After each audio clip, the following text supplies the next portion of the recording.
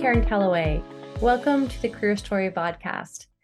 There exists a classic hero's journey, a sort of template fiction writers use that involves a hero who goes on an adventure, learns a lesson, wins a victory with that newfound knowledge, and returns home transformed. What I've learned is that we also have a career journey. I'm interviewing people who I think have had extraordinary careers to learn about when they launched their career, what obstacles they faced, and their lessons learned. Today, I'm thrilled to house my guest, Laurianne Sylvester. Laurianne is the Dean of Unama'ki College. She is Mi'kmaq, born and raised in Membertou First Nation here in Nova Scotia, and has worked in education for over 20 years. Her educational leadership journey began in her home community as an elementary school teacher. She was later promoted to vice principal, and then became the director of First Nation School Success Program Academic Services at Mi'kmaq for 14 years before joining Cape Breton University. Welcome, Laurianne. Thank you. Tell us a bit about how you got into education as a career choice. Well, I always liked, to become a teacher as a young girl. I had other career choices as well. I wanted to go into policing and nursing and then teaching. So, of course, obviously, I chose teaching. So, in no way at that time did I think I was going to become a dean.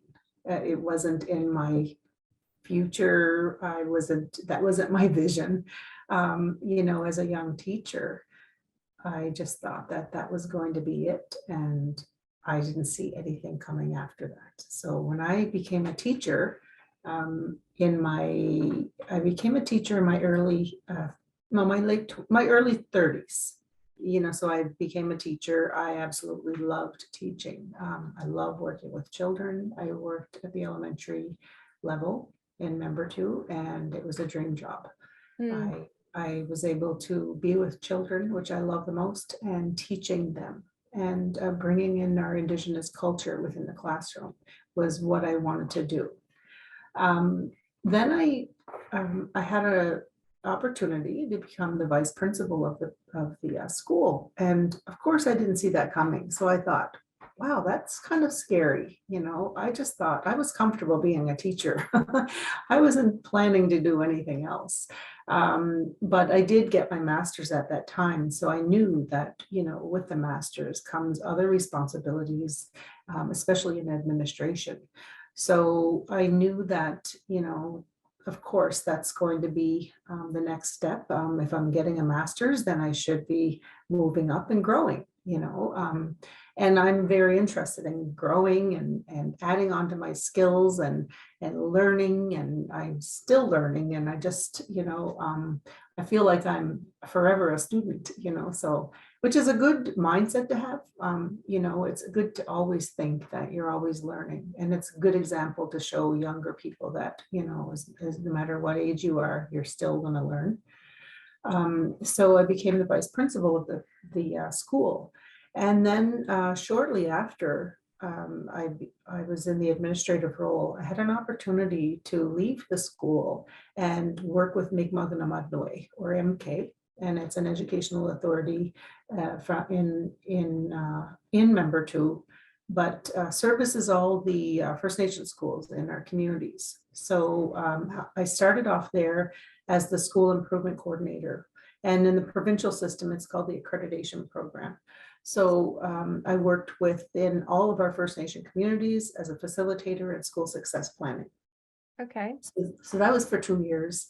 And then 2 years after that, there was another opportunity, and that was the director of First Nation School Success, First Nation School Success Program, which was funded by Aboriginal Affairs, Indigenous Affairs. And so I was doing that for 14 years. So and it later changed to academic services. So that's why it's, you have the two together, because it started off the First Nations School Success Program, and then it moved into the academic services. We changed the name. So it was all the same. And I worked with a team of people. I had about 10 to 12 people at one given time on my team that we all worked together. I facilitated the team, and we worked in collaboration to help schools and within our First Nation communities and help students succeed in anything that they were doing in their learning. You are a lifelong learner yourself. As you say, you have 2 master's degrees. You have a deep knowledge of the Indigenous culture. How has that background influenced and shaped how you approach your role? Well, there was different areas of my program, like in literacy and numeracy and assessment, and what I did in my what I love to do is share different approaches to learning and to incorporate Indigenous perspective within those areas of literacy and numeracy and Mi'kmaq language, and looking at a different way of looking at the how to learn literacy, bring in our Indigenous authors and our writers and our storytellers, and indigenize that course. And same with math.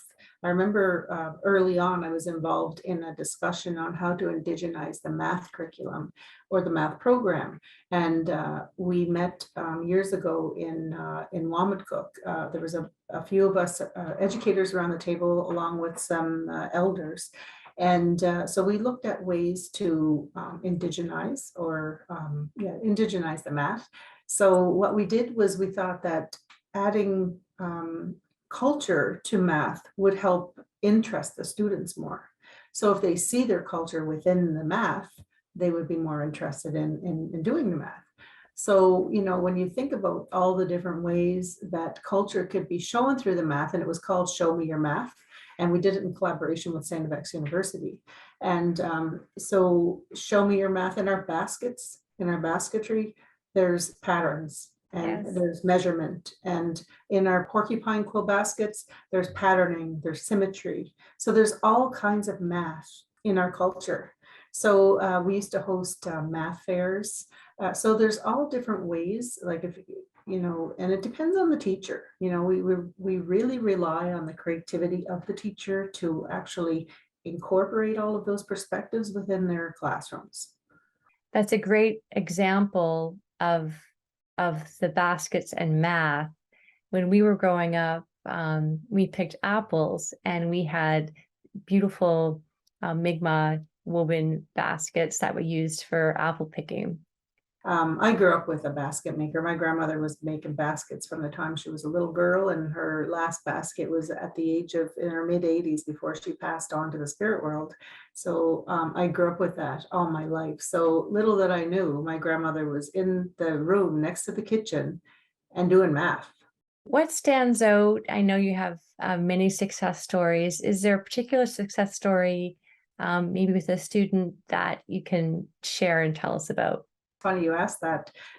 Just before the summer, I was approached by the communications department of the university, and they said, can you come to the multipurpose room at a certain time, and we have a video that we want to show you. And I was like, okay. So I went over, and not thinking anything of it, I said, okay. So I get there. I said, as long as I'm not on the video, I'm good. And they wouldn't answer me. So I get there, and they hand me a letter. And they said, we want you to read this out loud.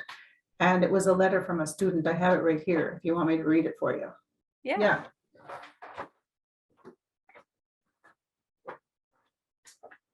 I almost cried, actually. I cry easily, so I would. So it says, Dear Laurianne Sylvester, I can't describe how grateful we are to have you as the Dean of Unama'ki College. You have been so welcoming, and ever since I have come to CBU, you've been nothing but kind, friendly, and accommodating to me. I was anxious on my first day at CBU, but when I first walked into Unama'ki College, I felt immediate relief. On that day, I knew I would spend a lot of time there. Every time I entered Unama'ki College, you greeted me and gave me a warm smile that would instantly brighten my day. I hope you know how much of a positive impact you have brought to the entire Unama'ki College community. It inspires me a lot to come onto campus with a positive attitude and warm smile because many more students need it as well. Over the past year, I felt that my confidence has dramatically grown on campus and I have become more comfortable. You have guided me to come out of my shell simply by talking to you daily, and you've helped me grow as a student at CBU. I'm incredibly thankful for the opportunities you have given me and for allowing me and other Indigenous students to have a safe place at Unama'ki College. Thank you for sharing your kindness. That's beautiful. Part of our hero's journey and our career hero's journey is facing and overcoming obstacles. I'm wondering if you have an example of one that you're willing to talk about. I think the biggest challenge that I had was myself, with actually believing in myself to do this position. I mean, I applied for this position in 2019 and I jumped, I canceled the interview the very next day. Wow. And then I applied again because a recruitment company reached out to me and said, we really want you to apply for this job. You have what it takes to do this. And I just said, I will try it again. So I just needed that. So I think one of the barriers and one of the challenges was just myself and not believing in myself, which is, it's very common with our people, especially, it's natural for Mi'kmaq people to express humility and be humble and not to be boasting about what we've accomplished in our lives. And so that might be a little kind of a, worked against me a little bit, right? So, but the confidence was huge. The lack of. Yeah, and thank goodness that they reached out and encouraged you. So having that encouragement. Yes. So thank you so much. Thank you so much for sharing part of your career journey today and the important work that you do, and also your passion. It's so nice to hear when someone says, this is the role that I'm meant to be in. So thank you so much for sharing your journey. Well, thank you for the interest. I don't realize that I don't look at my journey in life and you look at, how I came from being a teacher to a dean. Sometimes I reflect on that and think, wow, I did not expect that. But here I am and enjoying my career choice. And influence. Yes, your career choice and influence. Yes. Thank you. Thank you very much.